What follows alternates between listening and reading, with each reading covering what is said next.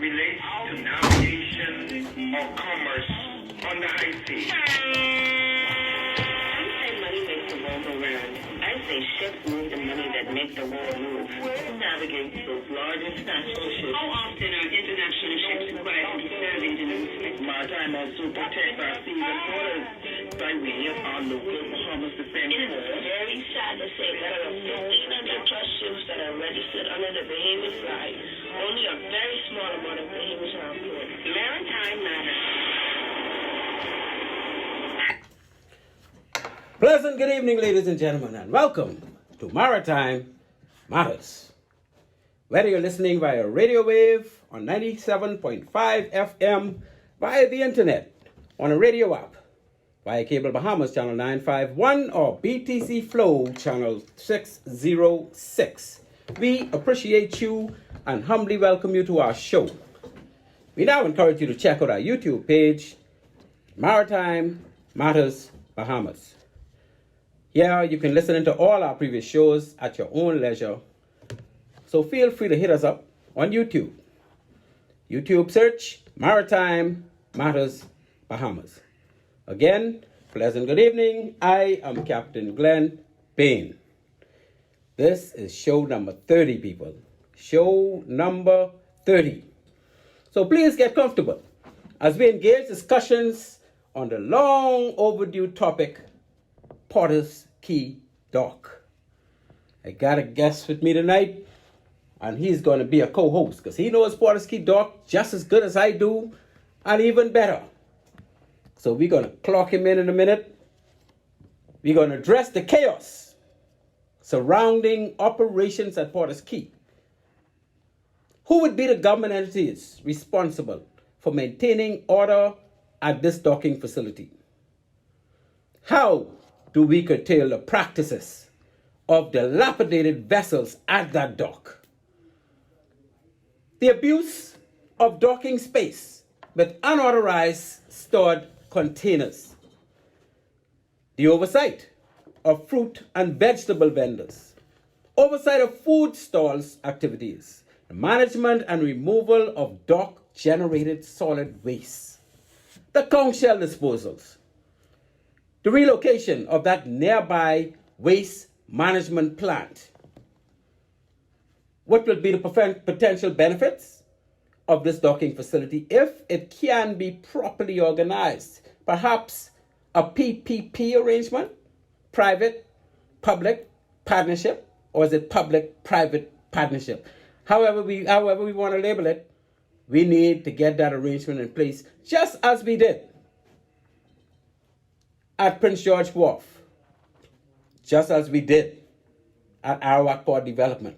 We can do it for Potter's Key. And, we don't have to wait for outsiders to assist us with that. We can get that done internally in our country. We got the people that can do it. How do we reduce traffic flow congestion at Potter's Key Dock? You ever been out on Potter's Key during the midday hours on a day when those boats are taking freight? You can hardly see beyond one or two vehicles. Those large, it's just ongoing and roadblocks, and it's a total disaster. These are some of the topics we wish to address tonight.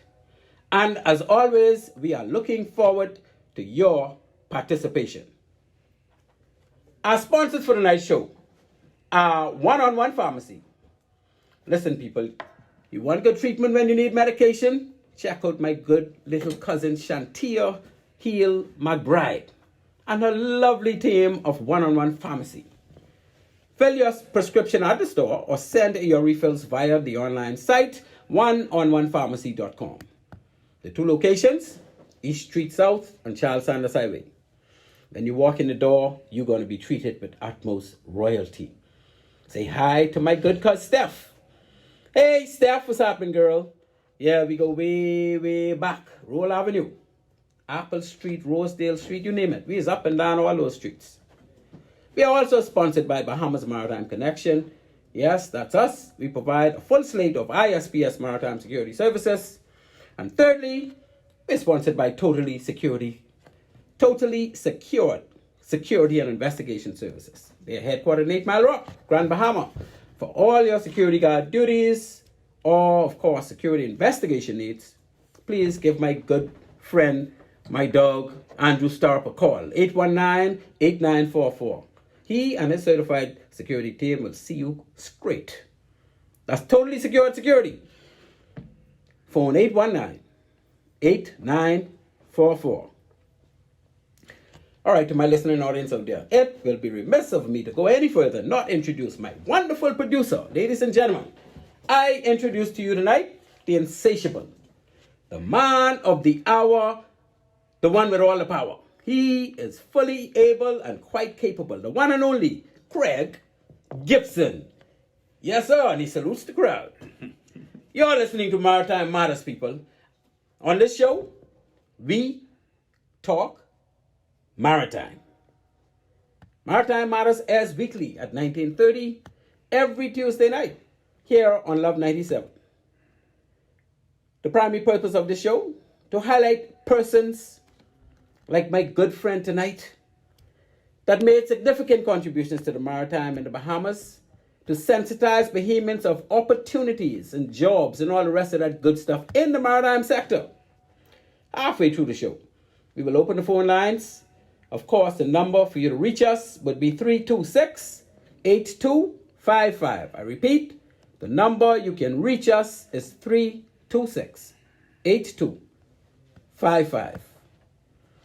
One more time, we want to highlight our maritime heroes, our standouts in the past, and of course, this list will grow eventually. But as it stands now, we got champion skipper of the HMBS Flamingo, Senior Commander Amos Roll.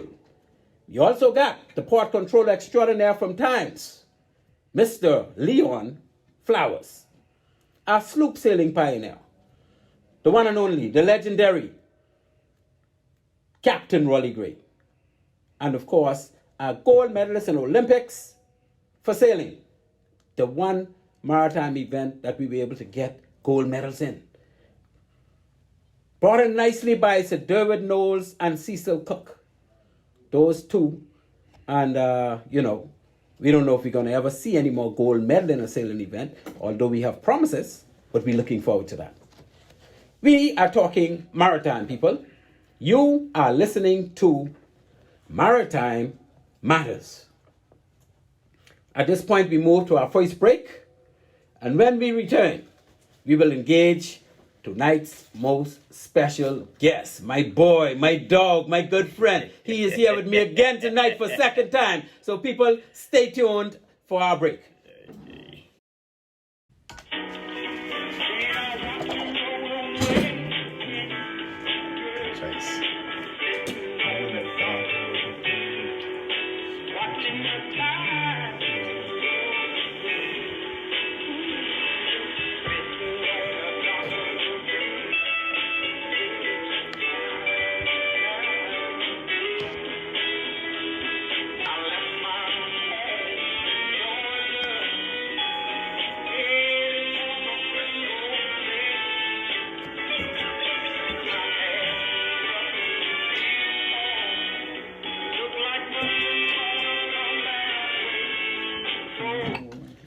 And ladies and gentlemen, we are back to Maritime Matters.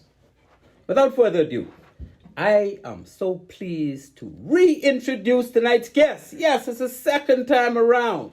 Second time around. Right. Hailing all the way from the great constituency of Centerville, I bring to you an informed individual with a profound wealth of Bahamian fisheries history.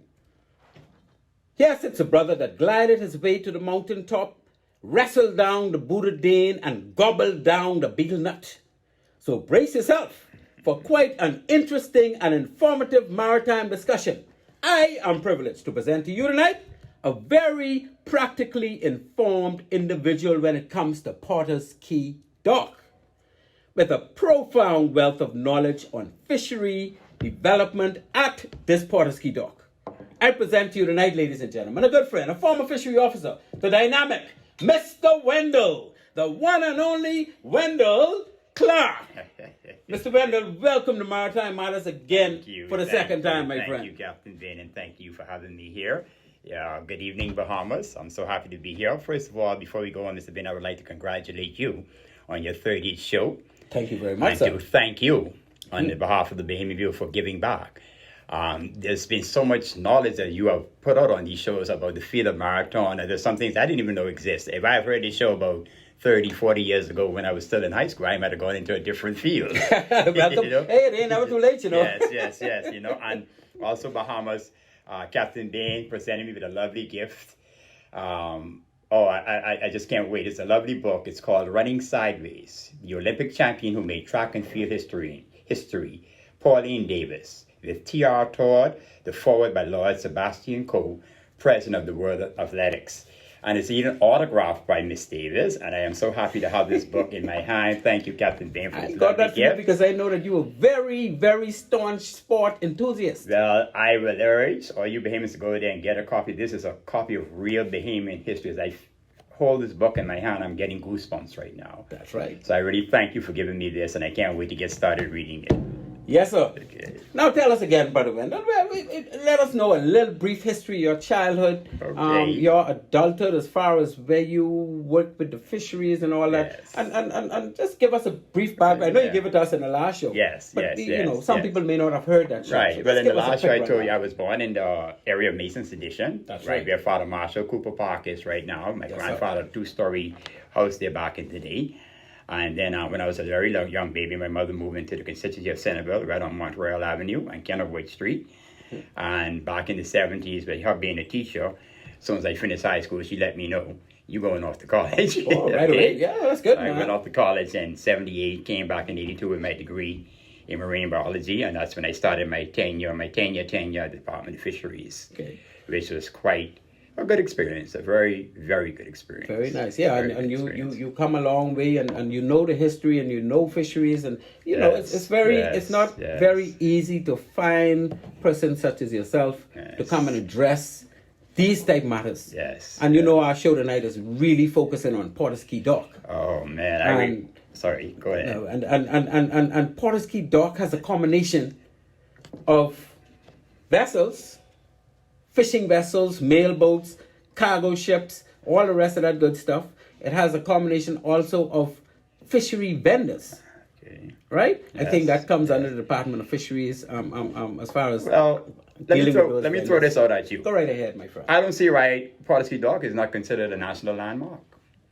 I think it should be. Yeah, it should be a national landmark. It should be a national landmark. And I'm sure it is. Is it? We just need to treat it as such. Yeah, exactly. Right. You know, and when you, if I could run in, when you called me and asked me to come on, you said you were going to be talking about Porter's Key Dock, and I was thinking, you know, what I would say, and then I look at the work that they're doing at the cruise ship dock down there right now. Correct. Okay? Yes. And I look at Porter's Key Dock, and, you know, in some countries, docks and ports are a big thing, you know. That's where the city is built around. Right. In the city of Venice, for example. Oh, yeah. That's built on the water. You go down there, you don't take a ride on a gondola. My brother, you haven't been there. You see what I'm saying? So this is another area that we can open up. Say, for example, okay, right on Porter's Key Dock, I know you're familiar, right where the area where the mailboats is. Yeah. There's some ruins that used to be some type of fort. The fort is still there. Right. It is a fort. I saw it the other day when I was going by one of the mailboats to pick I up remember some fish. when they first found it, because when they extended the dock, that's when it was found. So that is history. That's right. With the same importance as Fort Charlotte, Fort Montague, and Fort Nassau. Castle, all those, yeah. So I was thinking to myself, and I said, you know, you have the ferry boats down by the cruise ship who take the tourists across to Paradise Island, ferry them back and forth. And I was saying, imagine if I could get on a ferry boat, cruise down by Fort Montague, get off, enjoy the fort, support the vendors down there, then cruise from Fort Montague to Porter's Key Dock, get off. We may think that our mailboat service is just something that's not important. Oh, no, that's history. But for some tourists, that's something they would love to see. They would need that. And once you can explain to them how the mailboat history developed. Exactly. And it got to where it is now. Exactly. They'll be happy to know that. Let's look at it. The mailboat service is the lifeline for the family islands. And it's been that way from day one. But not only mailboats now. We got stalls. Do you know in some cities, to have a stall on the water? You see, the problem with our stalls today at Porter's Key is they just a stall on piece of the roadside. Right. But if we were to really develop that to the extent where we put pilings and stilts over the water, and you could have a glass bottom where the fish could be seen through the floor once you're in that restaurant, and of course bring the water and the electricity and everything out there, and what exists today as their stall could be the foyer to their restaurant. Exactly. The restaurant is really on the water. Exactly. And we can do that for the entire causeway. Yes. Both sides. Yes. And you see the big parking lot that they put on the western and the eastern side of the dock. Right. Branching over the water from those parking lots could be additional stalls. Yes. And we can do that in a way that is properly managed with a PPP, a public-private or private-public partnership arrangement. I think that's going to have to be. I think that's going to have to be. It has to be. I think it really needs to be privatized. It just needs to be organized in a way. Right. Because having a restaurant over the water where you could see through the floor, that's going to be made out of glass.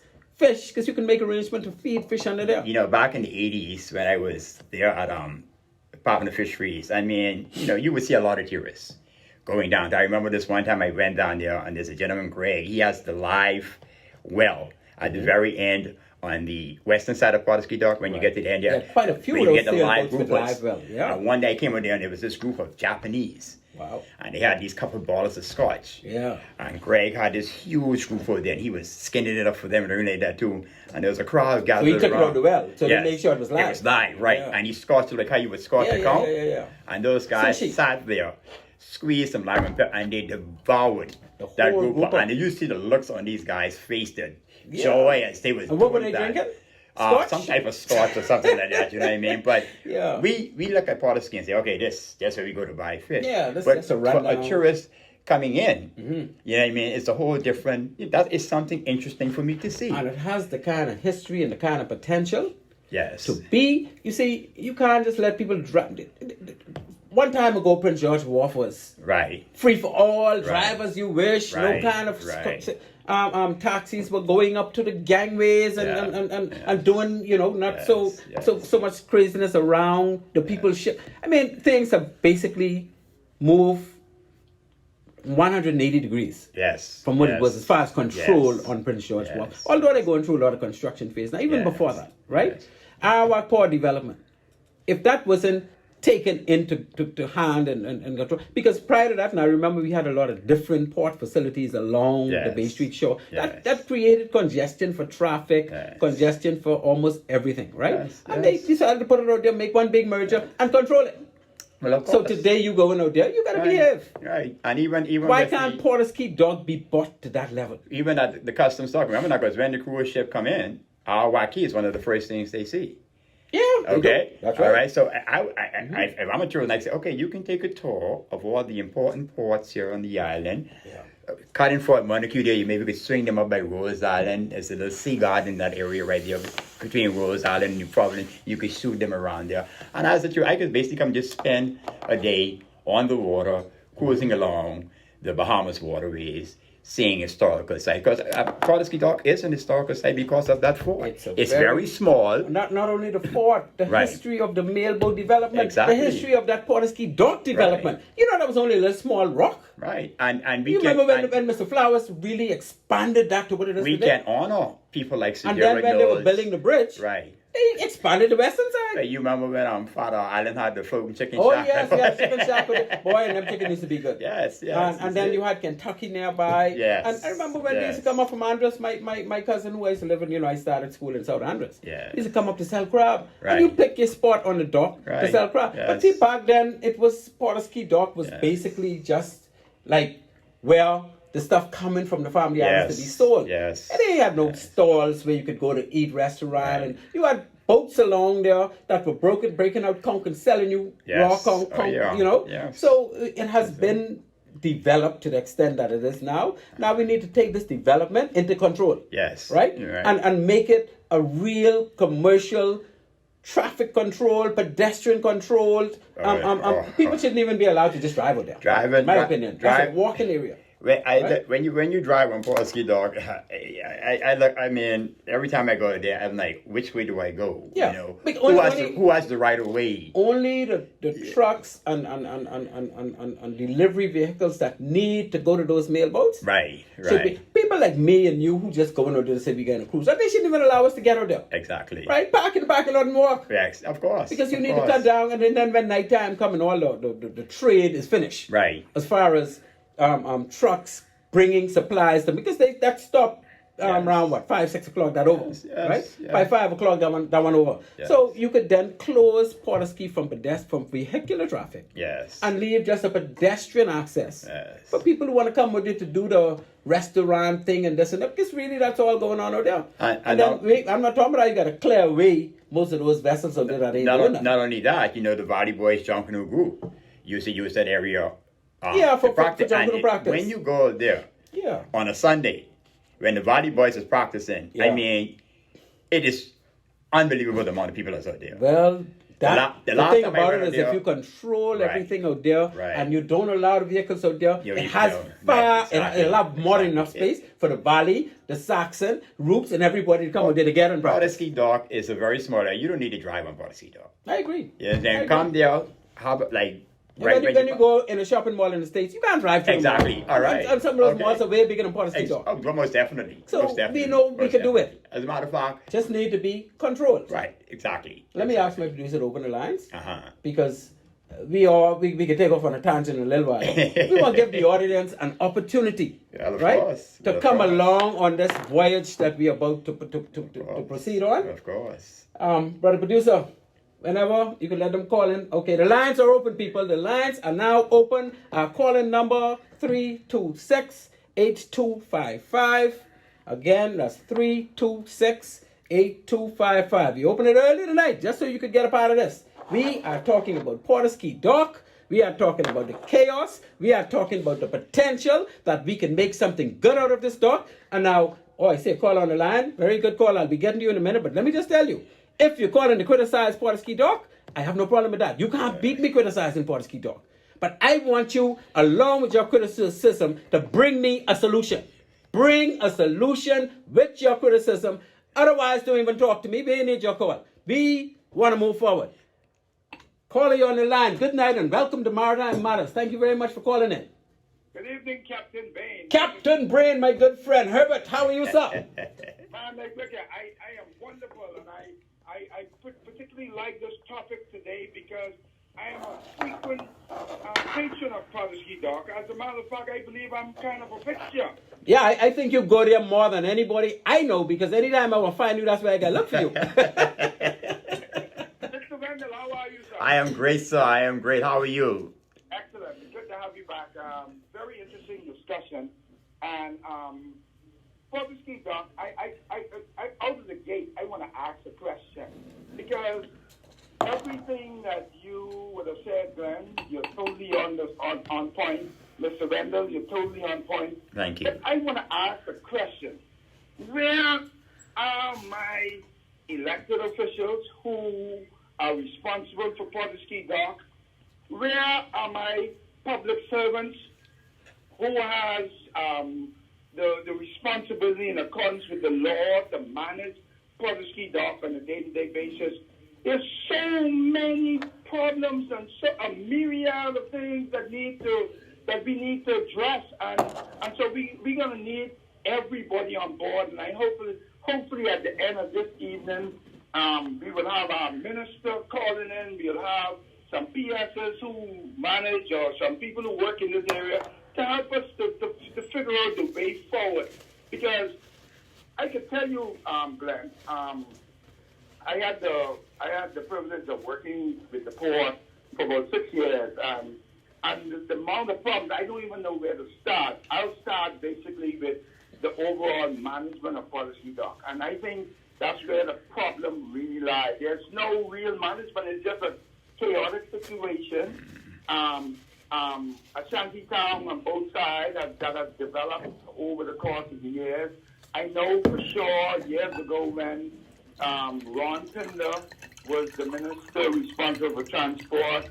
Myself, I was a part of the committee that that was responsible for ensuring that Porter's Dock is, the vendors and the stores were upgraded to a satisfactory level.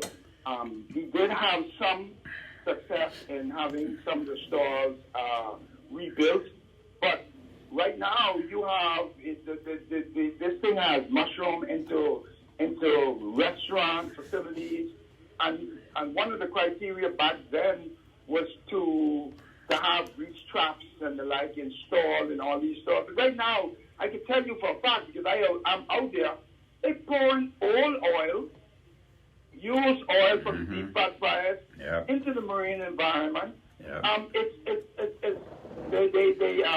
have people out there who live on these fishing boats. So when you talk about the congestion and getting people off of Porter's Dock, you have fishing boats that sit at the dock forever, that don't go to sea, no nothing. It becomes a home.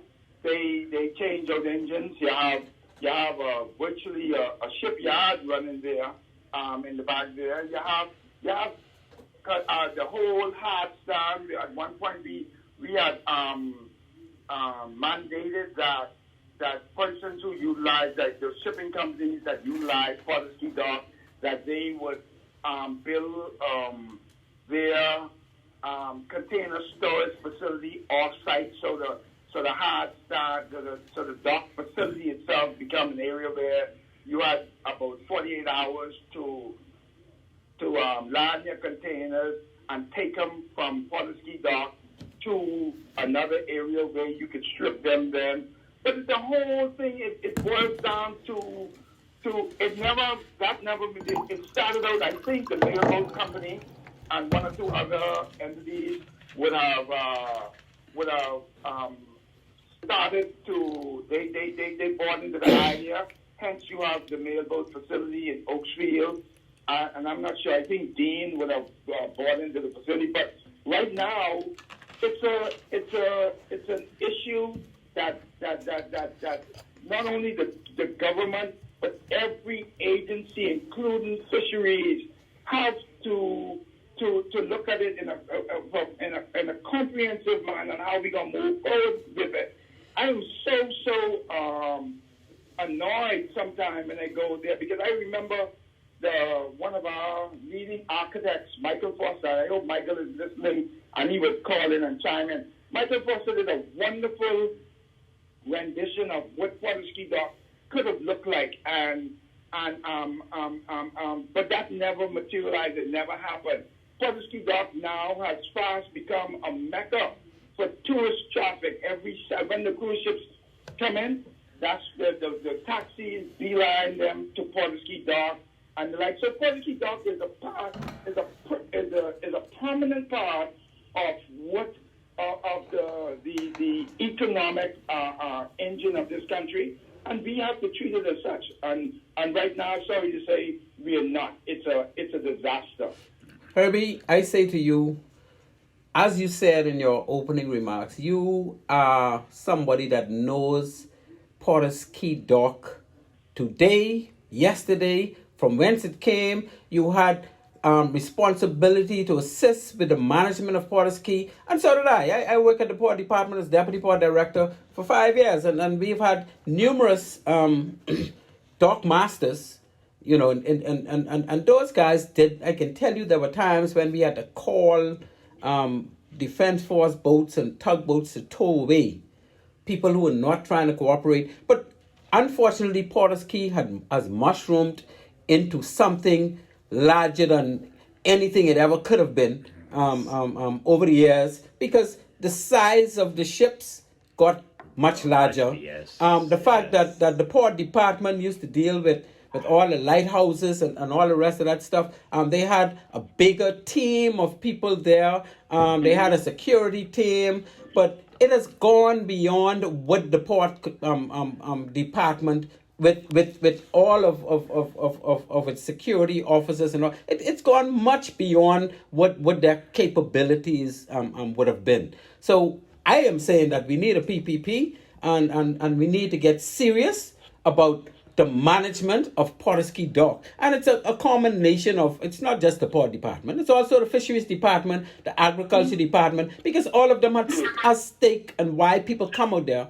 So we need to look at all the legislation and try to combine them, and then we need to get an entity, probably get somebody like yourself to spearhead it, or somebody who has enforcement background and management background, so that we can get Portuguese like APD, get Portuguese like PGW, Prince George Wharf, Arawak Port Development, and Portuguese can then, like I say, if with Mr. Foster being on board, we can probably look at what he has already, and we can expand that into what can be the best, because we now going to make sure people are paying to be out there doing business. Yes. We're going to make sure that the congestion stops. We're going to put measures and procedures in place. Those who are living on vessels, fine, but the vessels that are out there that are not operational will have to be gone. Yes, the vessels that are not registered under the port department will have to be gone.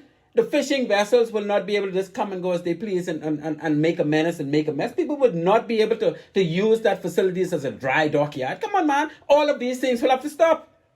Indeed. And Glenn, when you talk about the public-private partnership, and I totally support that. And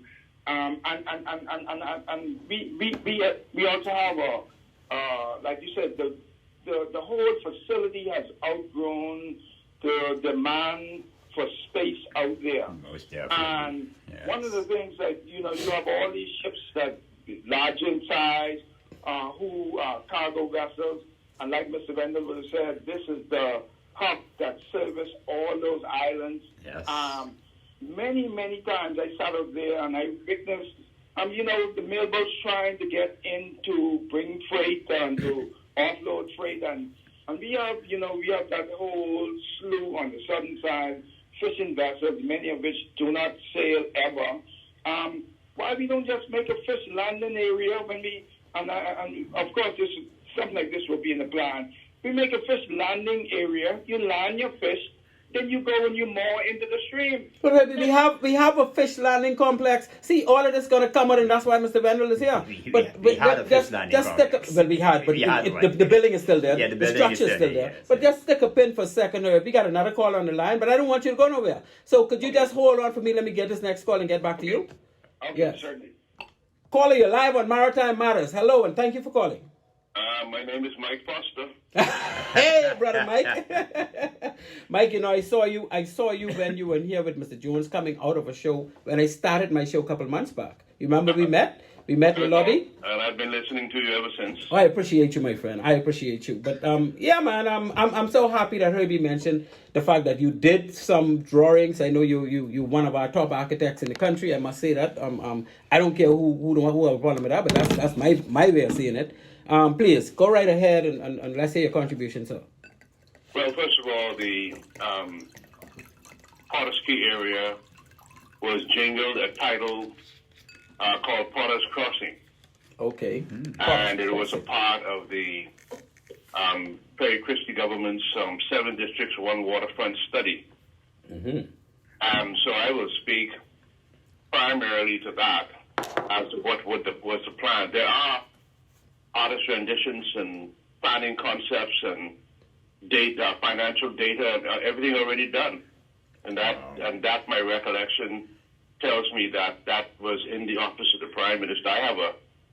Because I was consultant on that project, on the entire project, I have a copy of Potter's Crossing, so I know comprehensively what was planned for there. Just in a nutshell, talking about the 7 districts, 1 waterfront, it was everything that you guys have already said. It was part tourism, it was part commerce, shipping, right. And the effort was made to ensure that the cultural aspect of Potter's Key Dock remained. Beautiful. I'll talk about what the Potter's Key content was. First of all, there was a proposal for, I think, 1,000-foot extension of the pier on the western side. Right. Okay. And that 1,000-foot extension was to host a ferry dock, a ferry port. Right. Okay. A cultural village where we can do all of the things that we're doing now under the dock, eat, enjoy, even some souvenir type operations. Right. It had a produce market, right, which you can go around the world, particularly in Europe. Produce markets are very important to their culture. Very important, yes. Tourists come in and they see the fruits that you have, and they buy and they sit and they eat and they taste the juices and all of the things that is associated with a produce market. Right. The produce market is usually supported by the vendors out there, which is the case now. Right. And then on the eastern side, we wanted to maintain the cultural aspect of the mailboat. Yes. Unfortunately, we're seeing other types of sea craft coming there. Oh, they are monsters. Usually, the mailboat has been transcended, Brother Mike. It has been transcended to the extent where what was a mailboat with the regular crane that lift the cargo into the cargo hole, out of the cargo hole onto the dock. They everything is now containerized. Everything has a ramp. They want to drive the whole container on. When they get to the family island, they drive the container off and leave it there so the boat can leave. It just changes time, delays, and so the dock was not built for that, obviously. And why I said I would expand on the 7 districts, 1 waterfront, but there's a connectivity between some of the other districts of the study. I think you may recall that there was a plan to move for a Southport down there by Clifton. I heard about that. They were gonna build I think that was before they did the APD thing, because that really was. Absolutely, yeah. That's where all the cargo would come in. This thing had a related genesis. Right. The objective, first of all, was to get those shipping industries off of Bay Street. Right, and okay, we did it. And then the Christie plan called for a temporary relocation to Iraqi. Right. Which we know is now more permanent. It's permanent, and I don't think it's going to go anywhere. Meantime, they were planning a 800 by 800 square inland basin right in between the Clifton plant, and I think that is where the Heineken distillery is, or something like that. Between the brewery and what is now the hotel, the golf course. No, you're going to Albany. Or it was not. I thought it would have gone between the brewery moving east, so it was actually coming west then. It was coming west, yeah. Okay, so between Caribbean Gas. The reason that location was considered was because the water lens, the fresh water lens to the west, to the east, and to the north would not have been impacted. Right. Plus, you have deeper waters to the west of the brewery. Exactly. Right. So this inland port would have had a canal that came in. Right. And it would have had a rotary bridge, not a lift, a rotary bridge where it came in that allowed traffic to continue to do what they've been doing for the last 200 years.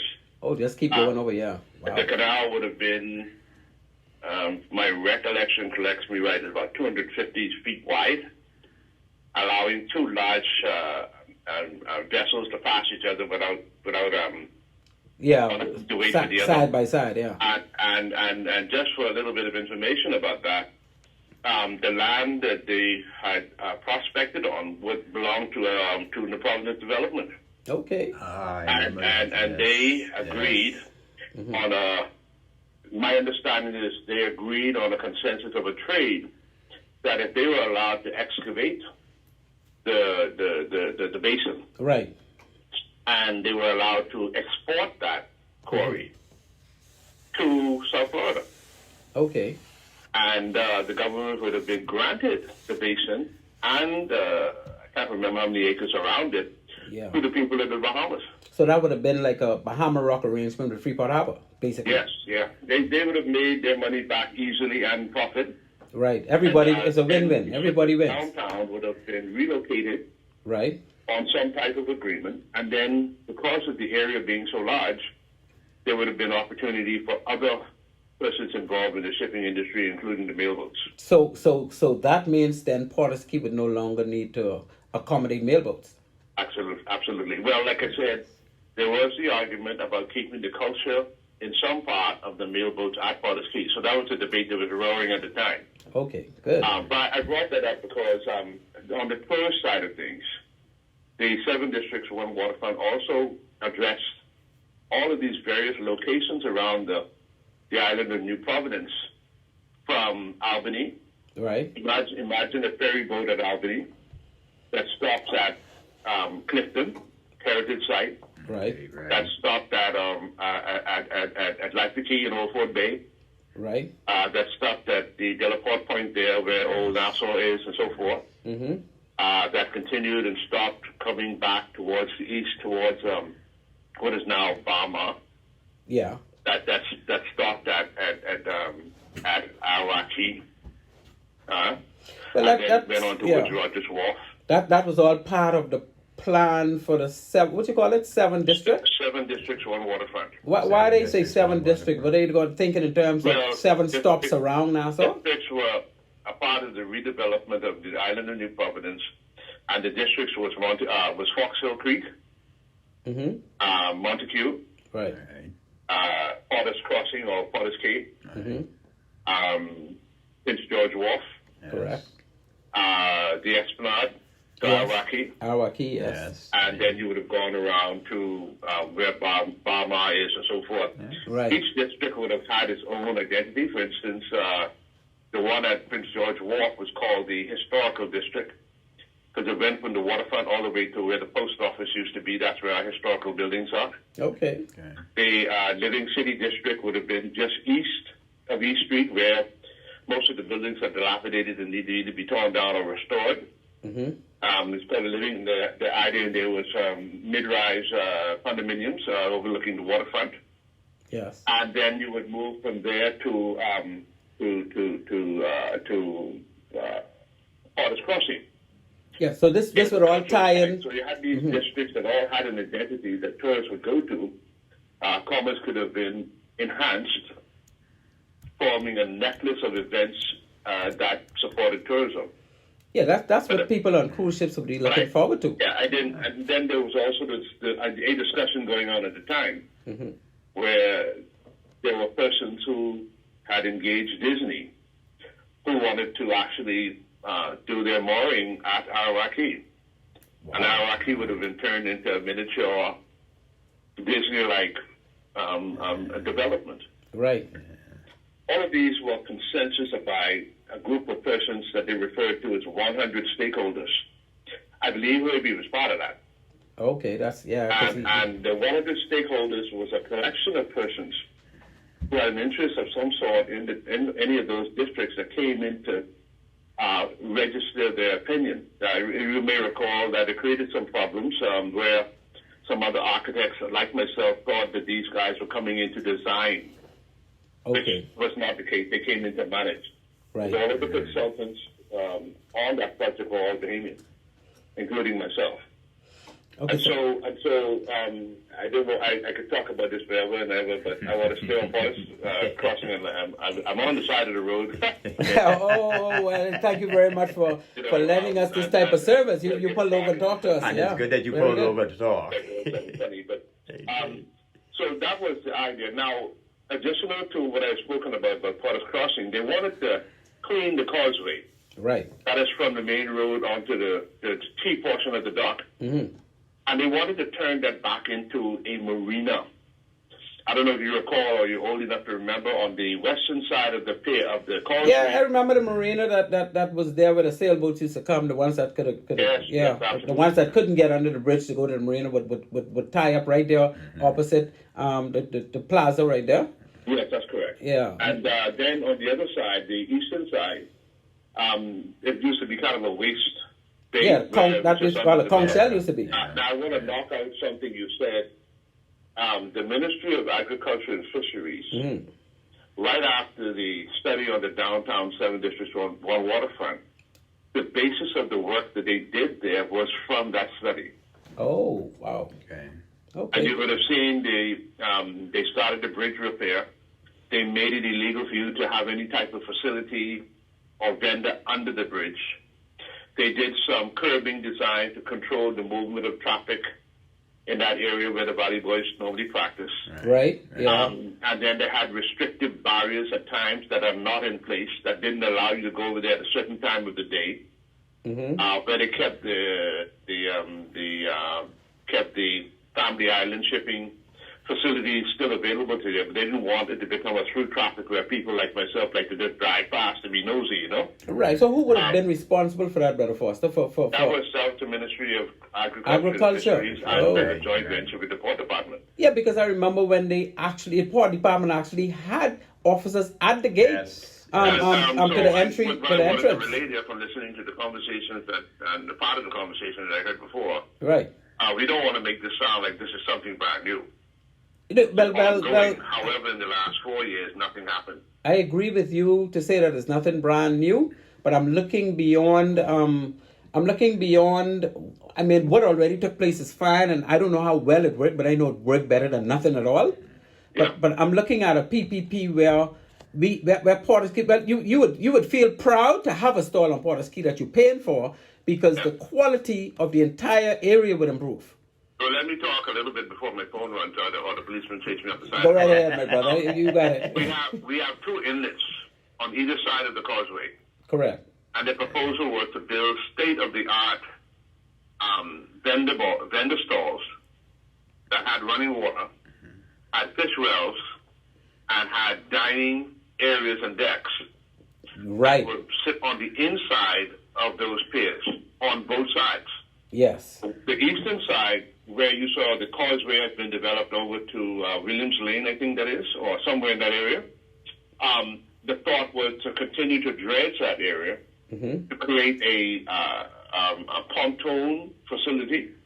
Right. And that would have been primarily for Bahamian people who would love to have their own little boat, can't afford down the road, pay for a joint security or whatever managed by some private PPP or something of the sort. Yeah, because we have but it would have been restrictive in that you can't come there and scale fish.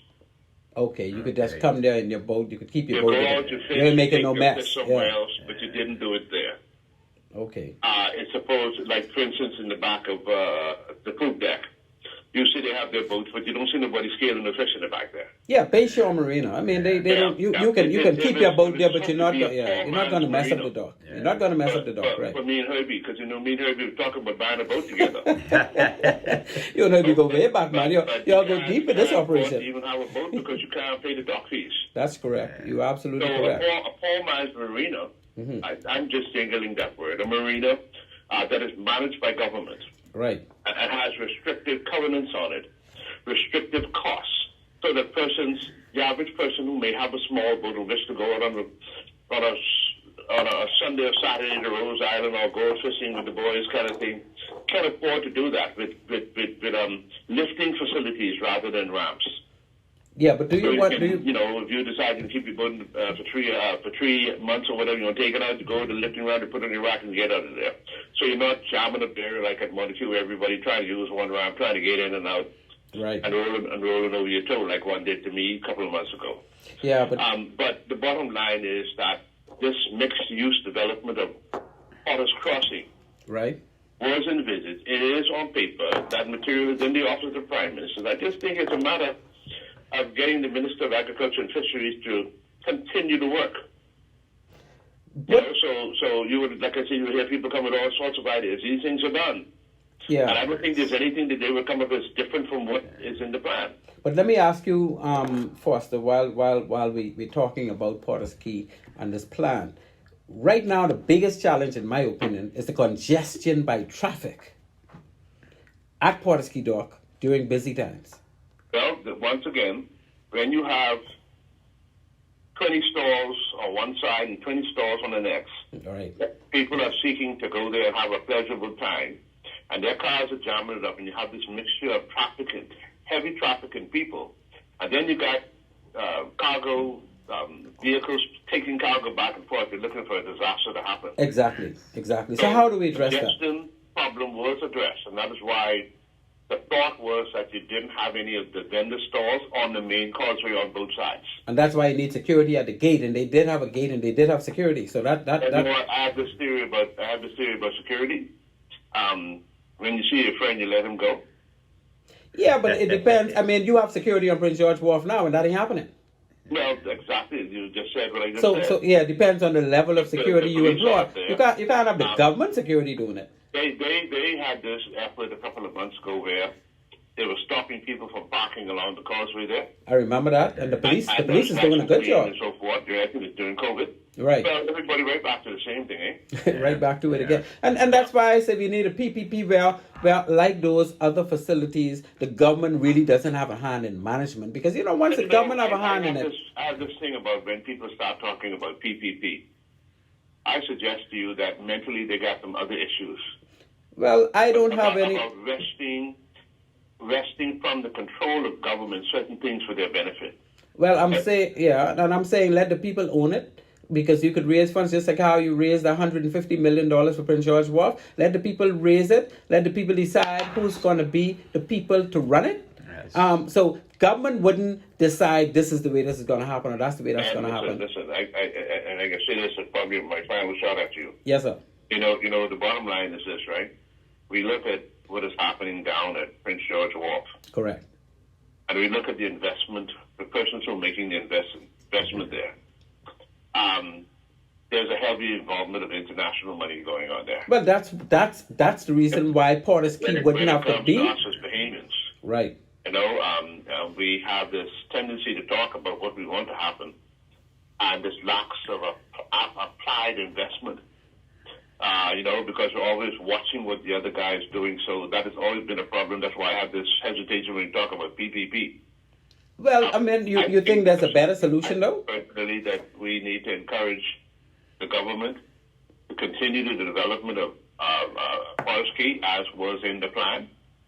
Every other week now you have somebody's store burning down. Yeah. And whilst the opportunity presents itself, and that portions of the quay on the east and the west side looking inward is available, the government goes about and builds these things themselves. Right? Builds them themselves. And then advise the vendors who are insisting on the causeway, you got to move. Boy, you got to force them. Anything now. And what we have is architecture is a hodgepodge of buildings where one vendor always is trying to outdo the next one. Building these very rickety piers and putting people out there to sit out there talking about the dining, which are very unsafe. Mm-hmm. The health issue has not been addressed because we don't have proper running water and all of those stores and toilets and whatever in a reasonable distance area where people pissing in the pond kind of thing. That's right. Collection of conch shells, which creates bacteria and it says a lot of things, but all of that is written. Yeah, that's what I'm trying to say here, that all is written and an effort probably by yourself and others need to go back and say to listen, Agriculture and Fisheries or Minister, this was the plan going forward. We wanted to continue and complete it rather than just talk. Brother Foster, let me tell you my experience. I was Deputy Port Director for 5 years, stationed at Prince George Wharf, and I can tell you, dealing with those taxi drivers, dealing with the Prince George Wharf situation, jet skis and all the rest of that, little bit of walks used to be taken to the minister's office and be getting instructions to leave certain things alone. I can tell you, you may think, right? I don't know if you ever worked for government the way I did, in charge of a particular area. How many years you work in government? Well, I was in government for 18 years. But I'm just saying that based on my... I want to talk to you, I did 20. Okay, but fine. So you should understand where you're coming from. I would expect you would understand where you're coming from. I totally do. Right? So I'm saying that I'm not sure that would... Because, right now you got government entities with responsibility of ensuring that Porter's Key, right now as we speak, is in order. Well, this is about being efficient. But being have that. Efficient, and the way we change governments it's understandable why we can't be efficient in nothing. Yeah, so that's why we need to move. That's why I'm thinking in terms of moving away from government control, because there's too much political influence in government control. That don't work. Well, one of the things I learned a long time ago from one of my professors is architects and governments, politics don't go. Exactly. Well, you know what I'm saying. I know you know better than me in some areas of this. So I am only saying that to say that, I think it's only a pipe dream to think that the government entities can get this thing organized. I don't see it. I will tell you a little story about a fellow named Craig Simonet. Oh, you can tell me a good story about him, because I can tell you many stories about Craig Simonet, my good friend. Go right ahead, my brother. He supported the idea of the extension of the pier on the western side. Right. And I think, if I'm correct, I may be wrong, he was looking at taking his money with a group of persons similar PPP. Right. And building this ferry port. Mm-hmm. And I think he demonstrated one day when they were having a crowd fest that the use of the mail boat to go down to the crowd fest in Andres was not efficient. And that I think on one of his boats, he demonstrated he did 3 trips before they could have done one. Right. He was one of those pushing the ferry port idea with a collective group of persons of all Bahamian lights who would be involved in all of the aspects of our 7 districts on the waterfront, from tourism to the ferry port and water taxis and everything else. Right. So this is, once again, this is not something that, like, you may get a call right after a call with an idea. We had 100 stakeholders who participated in every aspect of the 7 districts on the waterfront. So instead of reinventing the wheel. And we were talking from lawyers and doctors and architects and engineers and I recall down at one of our workshops, some person had an issue with the fact that in discussing the Prince George Wharf, right, that the peanut man was in there. But he's a part of the culture. Yeah. So you had those who came and wanted the surveys to be eliminated because they quote unquote smelly of the place. Right. It's all about management again, But I tell them off the top, horse manure is a part of a city's environment in a lot of countries. Yes. That's true. Some of the best fertilizer. I mean, right here, see what they're doing right now? Everybody thought they're going to rebuild the cabinet building back there. They built a horse Surrey port. Yeah, but that's all about, again, it's about provisions and management of what what you need to do. You need to, and Porter's Key Dock lends a very good opening for us to expand, like Wendell, Clarke was saying. If I could just interject one thing what Mr. Foster said, and it's better hurry before he phone go jumped out at me when he said having cranes there to help lift. When the fish landing complex was completed, they were there. On the southern side, they had about 5 cranes right there. Yeah. So you had like a little albacore dinghy. You could have come there and take the crane, lift your dinghy and you had a certain amount of time to repair it. Where I am. And additional to that, my phone is about to go dead. So if you could forgive me, I'd be happy to talk with you at another time. But let me get out of this situation because I'm on the side of the road and I'm uncomfortable in this kind of environment we live in right now. And so my phone is telling me I'm going dead. Let me thank you so much for calling in, my friend. Okay. And feel free at any time. Thank you very much. Have a nice night, Mr. Foster. Okay. One of the most ironic things, Captain Dan, too, is when we look at the fish fry. Let me let her know. I still coming right back to her. Okay, the fish fry. Before there was a fish fry, it was Porter's Key. You see, the guys from Porter's Key. Porter's Key was over. Right, when they first started that little restaurant thing, and there was a lot of congestion there, and then a group of guys from Porter's Key left, about 3 of them. Snapper. A red snapper, pool, goalie. Right. And the guys were laughing, that's not going to work down there. Ain't nobody coming down there. Now look at our key. That's where the Mac is. Compared to Porter's Key. And then another thing I wanted to touch on to when you mentioned about vessels being talked of there.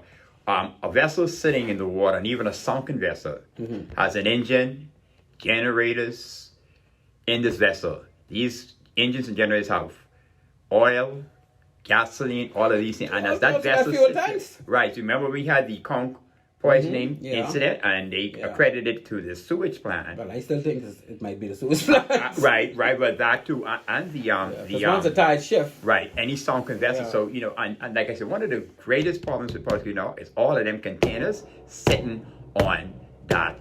Why are there so many containers sitting on Portugal? Because it's not managed. Is it? Because they're getting away with it, and because I don't have to pay to keep my container there, because nobody can come to me and tell me you owe me so much money. Exactly. And let's get back to Herbie. Let me let Okay. and again, I want to thank Mr. Foster for that input. Yes. Those are things I wasn't even totally aware of. Yes. But I'm sure it tells us that the government is aware of this stuff. Yes. And the government wants to do things to improve. In 2002, when I started doing real estate with my old boss, Mr. Philip Smith from Gold Circle Real Estate Company, we went by Pat Ramming, his architecture friend. He showed us a drawing that he had proposed for Portuguese for Arawaki area, with Arawak village and all of these type of stuff like that too. Yes. And there's another architect friend, Alexu Knowles. Alexu Knowles? Right. That's law. That ain't architect. There's an architect firm right over there. And they had another proposal too, but these were like decades ago. Yeah, I'm talking about back in the 80s, you know. Okay, let me get back to Herbie before Herbie. He hold me in for a little while. Yes, brother Herbert, I apologize for that long wait. I hope that you were able to hear what Mr. Foster had to say. But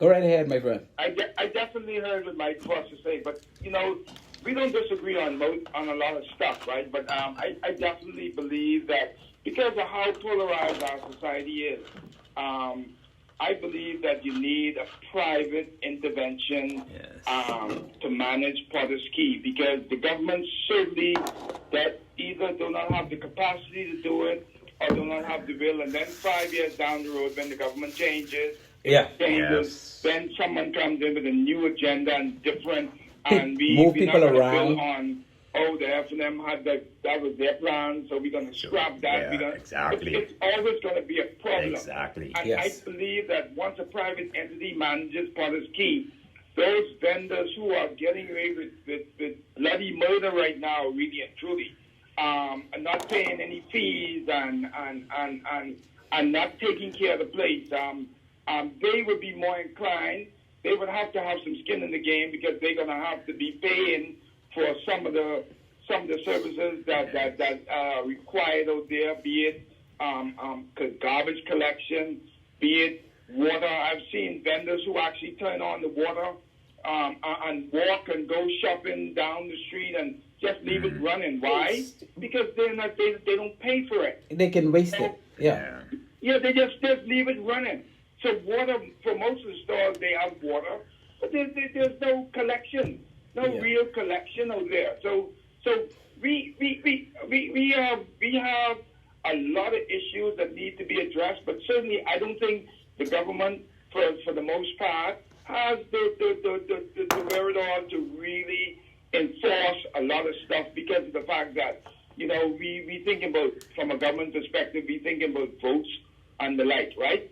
I remember, I can tell you, Glenn, when we did the Foster would have mentioned the expanding of the dock, right? And I remember when I was at the port, I actually did the conceptual drawings for expansion of our Key to the West, which we eventually did. The whole concept behind that expansion was I actually went and I measured every mailboat, the existing mailboat. And I measured the space that they actually take up along the dock. Right.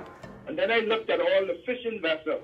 And I know that the encroachment of fishing vessels on commercial mailboat space was significant, right? So the intent was to, they can, and the mailboat fleet was quickly expanding.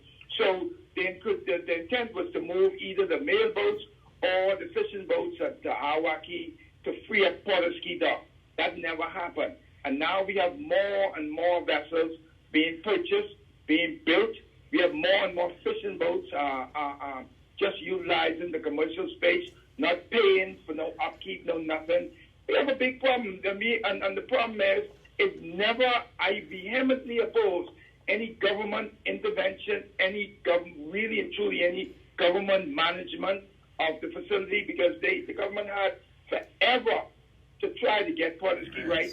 And from experience, we know that the only time you're going to have people have any concern is when they have to pay out of their pockets to an entity that they can't call in and say, I voted for you, and so you owe me. And so I believe we have the capacity within country to raise the capital, and like you say, the place could be owned by Bahamians. Bahamians, Yes. totally by Yes. Bahamians, and you know, you can elect. First of all, people got to pre-qualify for certain positions, and then you elect based on the pre-qualification and the people who are applying for the jobs, and you hold their feet to the fire because you were their boss. And there's no way something like that can fail, and you wouldn't have the intervention from politics, because I can tell you sometimes the politicians don't even want to assist some people, but because, like you say, they owing in certain ways, they try and pacify many people because they know that, you know, these people have been there for me. So you want to get rid of that whole political influence and just have a PPP where we, the owners, have meetings and we decide who we're going to elect, and they're going to be holding that post for so long, and we can get rid of them if we want to get rid of them if they're not pulling their weight, and all the rest of it. And Porter's Key will be, I'm telling you, Porter's Key can rival any, like, what is that Arawak Key now will be like a joke to Porter's Key, because Arawak Key doesn't have water to sit on. But even our he getting out of hand, right? But they don't have waters to sit on. Yes, yeah. They just basically giving you Bahamian food and all the rest of that. But if you can have a glass bottom and you can see the water and the fish swimming underneath the water, and you can manage something like that. You go around the world and some ports in those cities dream of this type of thing. Yes, But definitely. then all you need to do is go to Porter's Key on any cruise ship day. They have, and you'll see the vast majority of those persons who tour in the city of Nassau, they end up at Porter's Key Dock. They even have food tour trucks that come to Porter's Key to give guests that Bahamian experience in terms of the Bahamian culinary experience. And so this is a big part. Porter's Key is now a very big part of the economic engine of this island. Yeah, and we could play around with it as much as we want. If we do not address this situation in the short term, this Porter's Key will continue to mushroom out of control. Okay, Herbie, we got another caller. You're absolutely right. We I'll line up and I'll listen, but I really. You could call back, Herbie.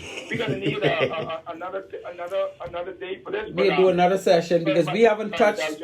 Yeah, there's a lot we haven't touched yet that's on my list. So maybe next week we'll continue this discussion, but we only got 20 plus minutes left. Let me just see what this. Yeah. So thank you for calling in and being a big part of our show tonight, Herbie, as you usually are, and we'll keep in touch. Okay. Calling on the line. This is Maritime Matters. Thank you very much for calling in. Captain Van Deen. Yes, sir. Good night and good night, gentlemen. Yes, sir. Okay. This is Irv Muffrell, Glenn. Hey, Muff, I see we just lost Marshall, man. Boy. Yeah, I was saying my deepest concern, sympathy and condolence to the family, to the Smith family, to all the Patrice and them and Barry. That's right. Everything too, man. That's your former colleague off the Defense Force too. Yeah, that's right. And I've been by Barry last night. You know, Barry and I studied for GCEs together back in 79 and 78. And so I was in and out of the house all the time. He was in and out of our house. So we're very close. So I'm glad you called in to bring that up. Yeah, I know that for sure. Yes, sir. I witnessed that. That's right. So how you doing, man? And thank you for calling. You're always calling in and keeping us alert and alive. I love it. Yeah. What's up, man? Yeah, I want to touch on the Porter's Key situation, do you mind? Yes, sir. Because I frequent Porter's Key a lot too, to carry one or two boxes to go Exuma. And if I have to go to the mail boat or I have to go to the Grandmaster, I got to co-mingle with all of those flatbed trucks and everything. Man, you see the amount of traffic. You reach the mail boat right there on the side there. Much parking right there. You got 3 boxes or so. The police tell you move, those hang up right there. You got to drop off your 3 boxes, go park and come back someone to keep your box. Or if you go in the parking lot, you got to come back. You got to make 3 trips back to the understand on the line right there. When it's raining, we getting wetter. You know what I mean, Dan? Yeah, they need to have a series of parking straight along and all the way around, because they got a lot of containers where parking should be, or where, you know, they need to organize it in a way that people don't just do what they want to do. Yeah, forklift up and down, this way and that. Thank God if you can see what them porters will do there, then surely you give them a little tip, they can bring your stuff and things like that. That's right. When you go, the porter ever did over that way, and if you go to Betty here on that side, you get your little U-Haul truck and you bring your pilot and everything. Everything is so easy. You mix it up with little flatbed trucks, little forklift, and you know, you can rest your pilot right there on the ground, you pick it up, you carry it in the rails. You know, you got 2 boxes to ship to Nassau. And they tell you, they're more organized. that's right, and they tell you where you have to park. You ain't got no option as to where you go park. You have to park a certain place, and they will service you from the parking lot. Right. Yeah, man, but that's the first, mate. I don't beat that traffic road way to Big Street. That's right. We're just trying to come around from the bend this way and doing for that, man. What? Yeah. You can dig an hour before you even get up to your car. Yeah, so we're gonna get a public-private partnership arrangement where we'll hopefully we can take the government out of the loop as far as managing Porter's-Key and put some professional people there and put security in place and, you know, make people pay for the use of Porter's-Key dock the way it's supposed to be used. Exactly. Nice. Like you say, I thought they were in space. They was already in place from a couple of governments back in there, but then over here, you know, we don't enforce nothing like that. Well, the thing is, you try to enforce it, and then you have government influential people that believe they own some of these parties, and they tell you, look, you can't touch me, you're wasting your time. And then the reality is, you know, it's hard to touch them for real. So we need to get that entity out of there. So that they would, if they wouldn't even be able to say that, because they know now this thing is professionally being operated, and if I want to operate from here, I have to act in a certain way, and I have to pay to be able to be a part of this. I tell you one thing, but if they put a fella like you going in charge of it, together, I agree with you 100%, Herbie. I agree with you 100% on that one. Herb, you know how I go. You know. I tell you that. And they need to pay the entrance coming in too. And in front of them stores them sinks in there, and the entrance part coming in. I tell you that. That's true. That's the way it is. But Irv, we have to get it together. Like I say, I always appreciate you calling, my brother. Every week I listen to I appreciate you, my friend. I call, but I wait to listen. Yes, sir. Yes, sir. Okay. Thank you. Enjoy the rest of the night, man. And thank you for letting me share. Yes, brother. If you take care, my friend. Okay. All right.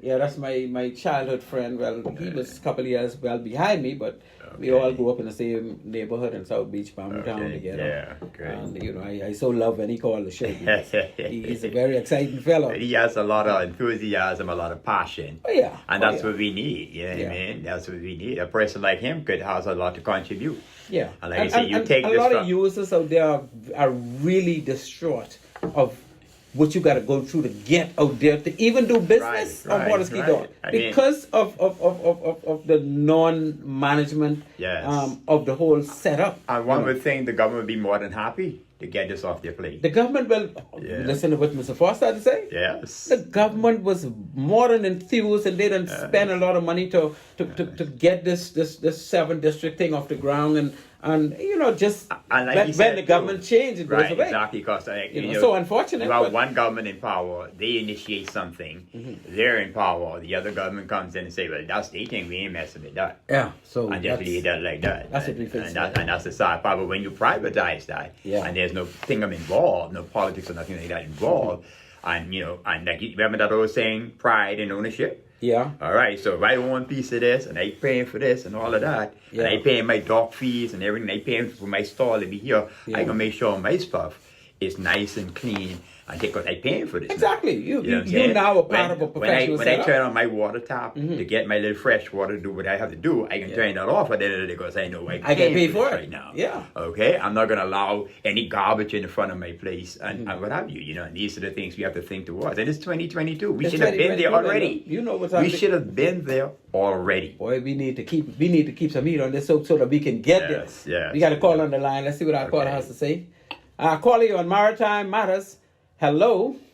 Yes, sir. Good night, man. Good night, my brother. How are you? Glad you're surviving the Holocaust. Larry, my boy. That's what I'm talking about. You gotta survive it, my brother. You gotta survive it. here's what I have to say to you. NSPS. You know what they stand for. Now, see, you get me confused. You know, when I on this live show, my brain don't wake as good. And you know, we done turned 60 now, Larry. So NSTS. National Ship Port Security. Oh. But to the ISPS. ISPS, yes. Okay. You return to a national and get the ship considered Port of Sea and all the docks in the country together. Yeah, we could do ISPS arrangement at Porter's Key, but you know, it's really only a security setup, and you only need that if you have an international cargo coming in, and I don't think they want to turn that into a custom control international facility. No, yes, right. But what we need, like you say, is to just apply the level of security. Yes, sir. As though it is an international facility, so you could control the access, and you would be able to control the traffic flow. You'd be able to control the pedestrians. You'd be able to control things on Porter's Key to the extent where you will now have it organized. I agree with you 1,000 times. Yes, sir. Yeah, so that practice could be incorporated into what we want to achieve, because again, we talking about the vessels. We also talking about the food stalls. We also talking about the fruit and vegetable vendors. We talking about the fishing complex. We talking so again, you would need some serious security to control what's going on and make it something that can be workable. Jobs. Thank you, my brother. So I appreciate you calling in, my friend. You can call. I was surprised you just calling now, because you always send me a note after the show, and I can't hear your voice. Yeah, indeed. So thank you, my brother. We'll keep in touch, and feel free to call anytime. Yes, sir. Okay. Yeah, that's my schoolmate. Okay. Larry Coakley. Larry. You know, he and I went to Bailey together, and we hang together. And we hang together afterwards, because he joined the police force, I joined the defense force. Yes. And then eventually we start traveling and doing some fun things together. And we still hanging in, man. That's good. Thank you for calling in, Larry. That's good.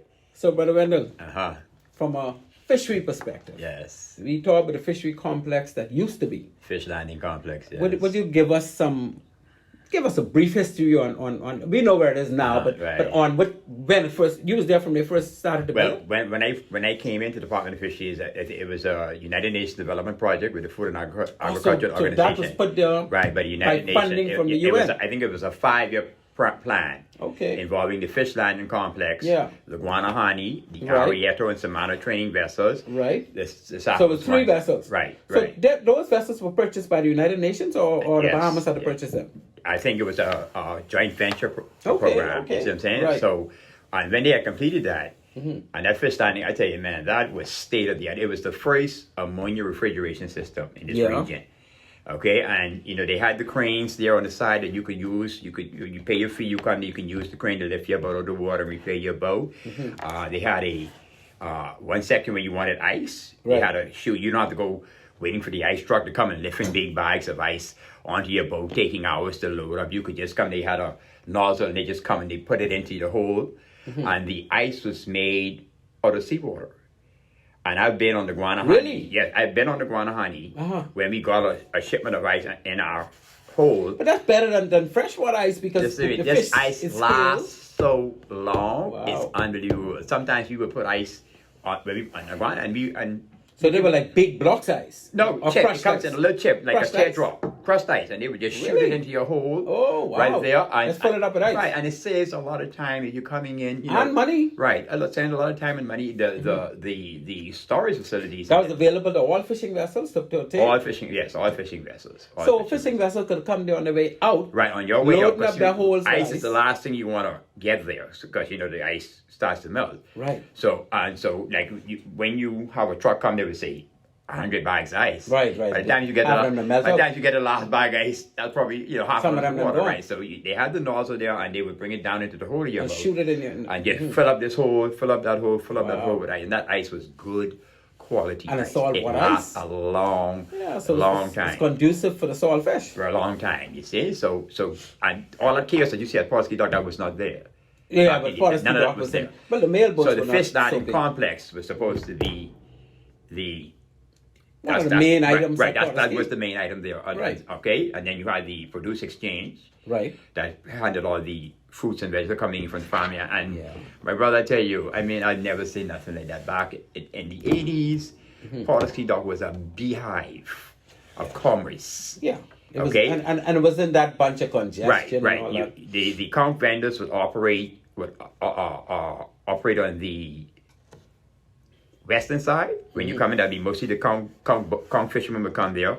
The Spanish wells guys and they would be over there on the eastern side. But both causeways used to have dinghy boats. Yes. That's selling conch. Yes. But now you wouldn't be able to see a dinghy boat now if they come there because the stalls are all in the way. Right, but back in the day when you first pull on party, you didn't have to worry. Guys them up there holding up the fish. Yeah, you could see the prices. But you ain't seeing no buildings. Right, exactly. Now you can't even hardly see the water on the causeway. Exactly. Because of the buildings. Right, you see, and all of those are side by side. And so if you're a fisherman and you're putting up there, you have your product, you're blocked out. So all the fishermen don't even come on that area no more where those stalls are. They go. But they can't. They go on the other side because they'll be on people's property. Exactly. You see, and as far as the mailboats are concerned, there are too many mailboats. Well, the reality is there are many mailboats out there that are not operational. Right.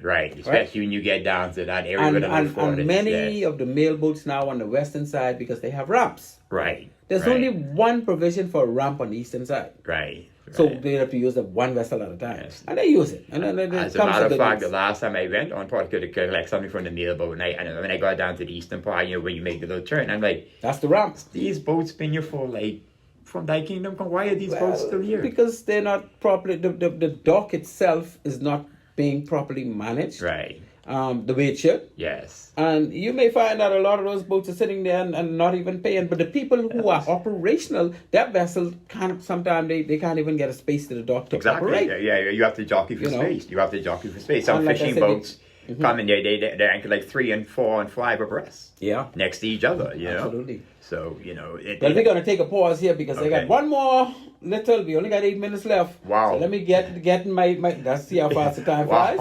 let me get my little commercial break. Okay. And then, we'll come back. And when we come back, Mr. Wendell, the big question would be about that sewage treatment plant. Okay, yes. Because we got to find a way to relocate that.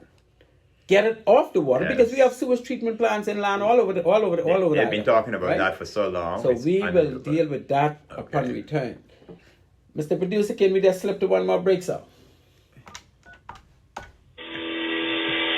Bahamas Maritime Connection Limited, we offer first-class maritime security services throughout the Bahamas and the wider Caribbean. As experts in maritime security, we specialize in production of ISPS assessments and plans, verification audits, certified familiarization training, and port security consultancy, just to name a few. Our services also include provision of a security force to maintain all required ISPS facility security compliance. For all your maritime security needs, visit us today in Nassau at our Eastern South location or in Freeport in the Kipling building. Call us at 392-3515 or follow us on all social media platforms. Bahamas Maritime Connection, your leader in maritime security. Let's help you make the connection.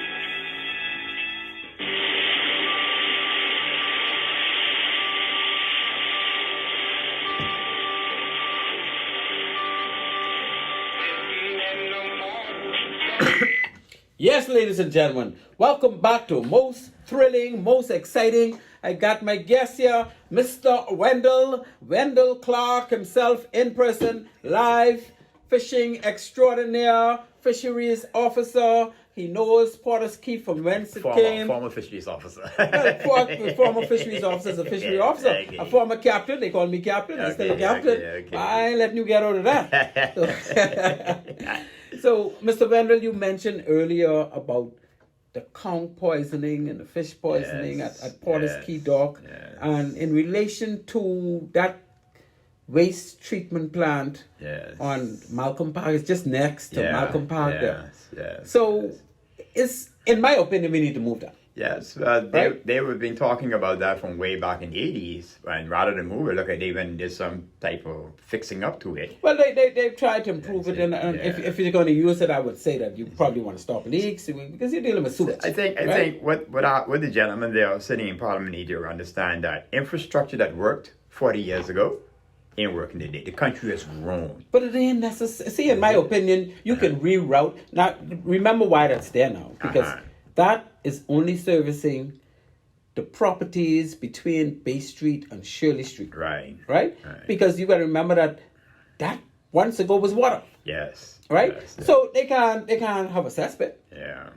Because the water is still right underneath the land. Yes. So they have that system to accommodate, but that system was put there long before they had all the conch and right. this. See, yes. Porter's Key built up after that. Right. But now that we realize leaks can get into the sea, and like we know, Nassau Harbor flushes itself. Yes. When tide is ebbing, it takes everything with it one way. Yes. And when tide starts to flood, it takes everything the other way. Yes. I remember many times. So if you have a flood tide, and where that facility is situated, the water leaking, the sewage leaking into the water, and that's possible, and we know it happens sometimes. Right. The sewage leaking in the water would be taken along the east, all along. Now, what the conch vendors do, they keep that conch in the water. Right, exactly. Then they're ready, they pull it up, they take off what they want, they break it out, but the conch is now taking in sewage. So when you take into consideration that sewage plant and the derelict vessels, it's an environmental disaster. It's an environmental disaster. Plus, it's a poisonous. See, I'm thinking about the poisonous stuff. And if you look at it too, back when we had that conch poisoning, the situation is worse now. But there are more vessels. More vessels. I remember back sometimes when the tide is very low and that place is sustained. Yeah. And I said, why is this? So we want to relocate that. It's only a matter of piping. Right. You can take the pipes from wherever it ends up at that facility and channel them someplace over the hill. Yes. Or somewhere inland. Right. Where it wouldn't be seeping into the sea. Yes. Because I live in Millis Heights area.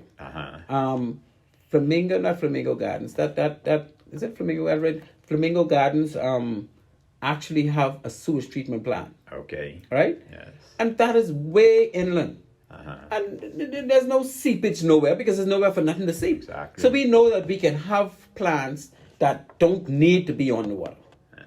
Right? Yes. And let's do that. Yes. I mean, that is a very... not a very good place to have a sewage treatment. Yeah, but now since we're running out of time, look at the development with the point. Yeah, and Awaki. So if you have a disaster there, it's going to affect all of those areas there. You're right. All of those areas, and things like that are easy. It's not a quick fix. It's not a quick fix, but it's fixable. I mean, if there's a disaster, there's not a quick fix. For the sake of health, we need to get it fixed. If you need to get it fixed. It should have been addressed 30 years ago. Right. In our last 2 minutes, Brother Wendell.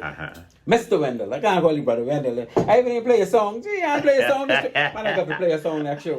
I don't know how my producer forget to play Mr. Wendell. The Dark of the Bay was good, though. The Dark of the Bay? Okay, yeah, the Dark of the Bay, since we're talking about policy. But you need to, anybody you want to give a shout out to? Because, this last minute or two. Well, I hope, I don't know if he's listening, but I have a cousin of mine visiting from Colorado, Mr. Penfield Tate. What's the name? Penfield Tate. Okay, that's your cousin? Yeah, he's a cousin of mine. Yeah, man, I got cousins all over the place. Okay, and he's in town right now. I was supposed to get together with him tonight. Okay, beautiful. But you came and called. But yeah, I had to pick you up. Maybe when we get done, you can give him a call because he's leaving tomorrow. Yeah. So, so he came over here to visit the family. That's part of my extended cousins and stuff in the United States. And also a shout out to my family. My sister Robin, my sister Jan, my sister Barbara, my brother Hugh. Yes. Who is still convalescing from his stroke and stuff like that. Too. And Ricky Roll, you can't leave that's your colleague. Ricky is your old colleague from the defense. And what happened to Kenneth, my half son? I don't want you. You can't be leaving nobody out. He over there with that new job at Tesla, so he's just enjoying enjoying a lot of traveling. What have you? And I know he's listening right now too. So hello son. Hello, I hope you're doing well. Yes. Still waiting on that grandchild. Okay, so with that, Mr. Wendell, I appreciate you, my friend. You always welcome to Maritime Matters, but I'm so happy that you were able to join me tonight. Thank you very much. To shed some light on the fisheries aspect of the Porter's Dock. Thank you very much. And, we're going to keep pressing this matter to try and make sure things change, things improve, and hopefully we'll get a PPP in place one day. Thank you again for the lovely book, Running Sideways. Pauline Davis, a hero of mine. And like I said, I can't really start reading it tonight because I got work in the morning. I wouldn't go to sleep. It's a good read. I'm about 3/4 of the way in. Autograph it for me. Bahamians, you need to go to get this book for your kids. Oh yeah, Running Sideways is the book to get. Pauline Davis tells you how she went through to get on that podium to receive her gold medal, and you will not want to put that book down. I can tell you because I didn't want to put it down. And if she can do it, you can do it too. Yes. So Mr. Wendell Clarke, again, I thank you. I thank my producer, Mr. Craig Gibson, who's always on the controls and keeping us alive and going. And ladies and gentlemen, with that, we have to say, Maritime Matters out.